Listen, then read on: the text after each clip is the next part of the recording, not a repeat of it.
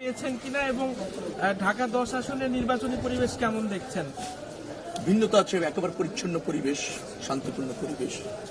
সব দলের এজেন্ট, প্রার্থী, নেতা কর্মী সবাই শৃঙ্খলা বজায় রাখছে, আচরণবিধি মেনে চলছে।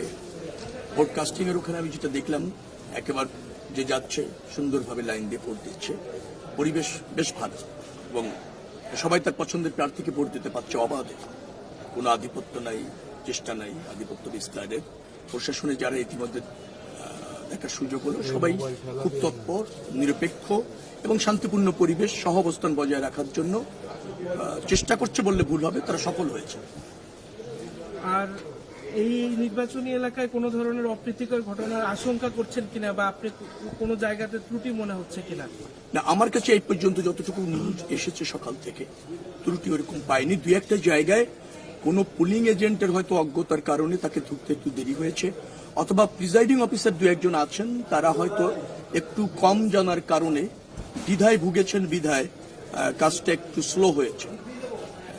পুলিং এজেন্ট বসার সুযোগ করে দেওয়া এবং অন্যান্য ভোট প্রক্রিয়াটা শুরু করার জন্য যে মানে প্রাথমিক যে পদক্ষেপগুলি থাকে, করণীয় যা থাকে, সেখানে প্রিজাইডিং অফিসার, পুলিং অফিসাররা কোনো কোনো কেন্দ্রে, দুই একটি কেন্দ্রে তারা একটু হয়েছিল, দ্বিধায় ছিল, অথবা ভালোভাবে শুরু করতে বুঝতে পারছিল না, এরকম ছিল।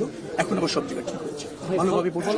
রাতে আমরা আসলে সোশ্যাল মিডিয়ায় বিভিন্ন জায়গায় অনেক ধরনের ঘটনা দেখেছি, সে ধরনের কোনো আলামত আপনার নির্বাচনী এলাকায়? না, কালকে রাত্রে চেষ্টা করেছে অনেকে। আমি আমার প্রতিদ্বন্দ্বী দলের কথা বলবো, তারা দলবদ্ধ হয়ে কেন্দ্রে যেতে চেয়েছে। এখন অত রাত্রে কেন্দ্রে যেতে চাওয়ার কারণ কিছু না, আমি জানি না। এমনও হতে পারে যে তারা হয়তো মনে করেছে যে আমরা দলবদ্ধ ভাবে গিয়ে প্রিজাইডিং অফিসার, পুলিং অফিসারের সাথে সাক্ষাৎ করে আসি, দেখা করে আসি, আমাদের উপস্থিতি জানান দিয়ে আসি, কিন্তু সেটা যে নির্বাচনী আচরণবিধি লঙ্ঘন হয়, সেটা যে বিধিসম্মত না, সেটা অনৈতিক, অবৈধ, এটা হয়তো তারা জানেন না, এরকমও হতে পারে।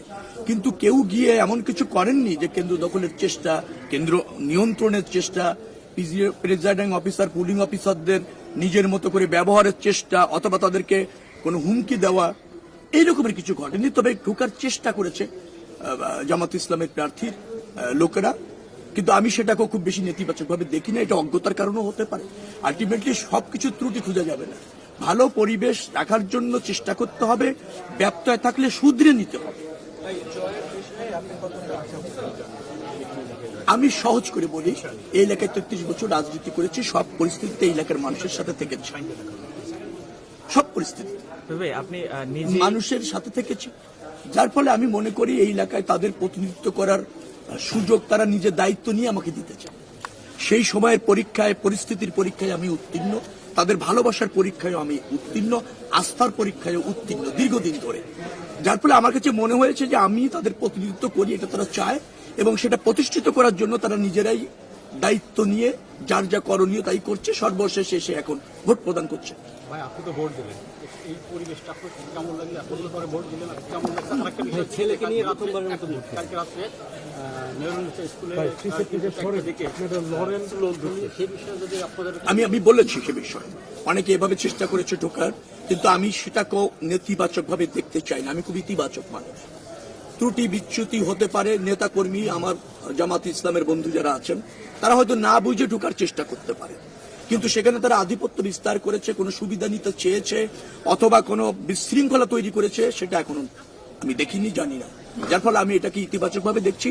এখনো ঢাকা 10 আসনে ভোটের পরিবেশ সুন্দর, সব দল, সব প্রার্থী সমান সুযোগ পাচ্ছে, ভোটাররা অবাধে ভোট দিচ্ছে।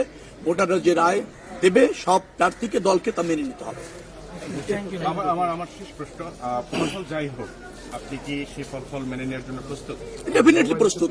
নির্বাচন যদি বৈধ হয়, সুন্দর হয়, যে পরিবেশ এখনো পর্যন্ত আছে, এটা যদি বহাল থাকে, জনগণের রায় মেনে না নিয়ে রাজনীতি করবেন কি করে, দল করবেন কি করে, জনপ্রতিনিধি হবেন কি করে? ডেফিনেটলি জনগণের রায় সিদ্ধান্ত।